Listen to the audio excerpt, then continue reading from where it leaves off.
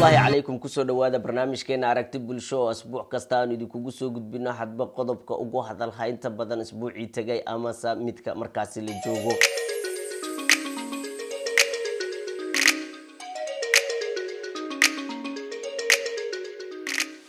sida aad la socotaan dalka Sweden waa dal kamida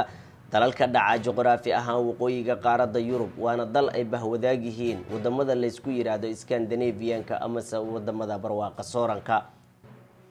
tirada dadka waxa lagu qiyaasaa inay gaarayaan ilaa 10 milyan waana dal ay ku dhaqan yihiin Soomaali aad u fara badan gaar ahaan Stockholm oo ah xarunta dalka Sweden maalmihii la soo dhaafay waxa guud ahaan baraha bulshada iyo waliba idaacadaha maxalliga qabsaday hadal haynta in Soomaalidu ay yihiin dad aan waxba qorin waxna aan aqrin isla mar ahaantaana aan waxba kala soconin aafooyinka cudurka coronavirus ama COVID-19 ee ku baahay dunida dacaladeeda arintani waxay aad uga careysiisay bulshada Soomaaliyeed ee ku dhaqan dalkan Sweden iyadoo ay si aad uga faa'iideysteen ururada midigta fog si aynu wax badan uga ogaano arintani ayaanu fursad u helnay inaanu wax ka weydiino Maxamed Cabdikariin oo kamid ah aqoon-yahanada Soomaaliyeed ee muddada dheer ku dhaqan qaaradda Yurub gaar ahaan dalkan Sweden Maxamed Cabdikariin oo inooga warbixiyana waa kan bismillaah waa maasantahay xasan liisho saad carababtayba usbuucida u dambeeyay waxa socday hadal haynta arinta ayada ah runtii mararka qaar koodna waa wax xanuun ku keeni kara qofka asal ahaan iyo halka uu ka soo jeeday meesha uu dhashay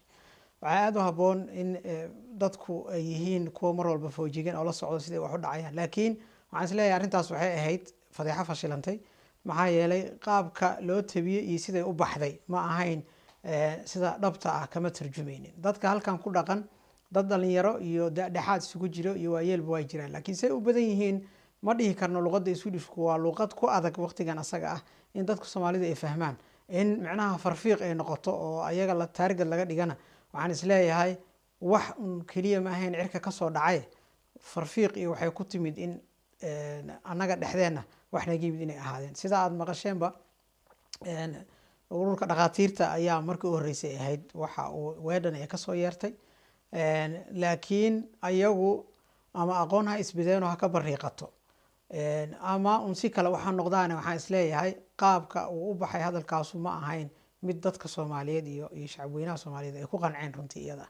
waxay noqotay inay aad uga faa'iideystaan xisaabta midigta fog iyo xisbiyada cunsuriyiinta iyagoo ku tilmaamay in maxaa ay yihiin dad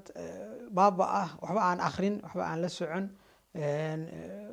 iyadoo la yiri dhimashada marka ayada ee dadkii dhintay ee magaalada caasimadda Stockholm ku dhintay kala bar markii la yiraahdo dadka dhintay waxay ahaayeen dad Soomaali ah arinta ayada runtii in wixii xun baxaa iskale Soomaalida in loo saaro waxaan isleeyahay waxay ahayd qalad wuxuuna ka yimid runtii annagu hadal aan niri buu ka yimid waxa haboon marka dadka Soomaaliyeed in marka u horeysa waqtiga hadda aan ku jirno ama dalka la joogo ama dibadda la joogo in qofku uu ka fiirsado waxyaalaha uu rabo inuu soo gudbiyo caalam waxa lagu jira hadda internet iyo warkii aad sheegto uu durba baxayo waliba kaaga sii darana uu kaydsamayo oo uusan ahaanin wax taariikhda ka hara uusan noqonaynin oo mid meel yaala uu noqonayo marka waxa haboon qofku inuu ka fiirsado hadaladiisa iyo waxa uu soo jeedinayo hadal miisaaman inuu sheego afkaa hadal haday hawshu ka noqoto waxaan isleeyahay runtii waa waxyaalaha hadda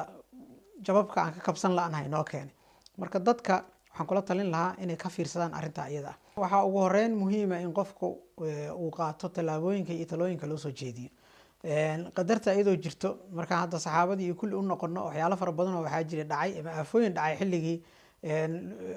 islaamka markaan ka hadalno iyo taariikhdiisa marka ilaah baa ka weyn iyadoo ay meel taalo hadana waxa la rabaa taxadar iyo qofku waxa la rabaa inuu ku dhaqmo waxa loo soo jeedinayo talooyinka loo soo jeedinayo dad ku takhasusaa jiro culumta caafimaadka marka talada dadkaas in la raaco weyn laakiin waxay noqonaysaa madax adeeg nooc kale ah hadii qofku uu taalo soo istaago marka waxaan isleeyahay inta tiraadana waa laga yaabaa inay iska yar yihiin anagu hadda tiro gaar ah oo meel noogu xareysan ma jirto oo leena intaas tiraada marka laakiin waxa haboon in talada la raaco aniga hadalkan soo jeedinayo oo dadka ku wacyi gelinaya taa weeye in talada dhaqaatiirta in la raaco iyo dawladda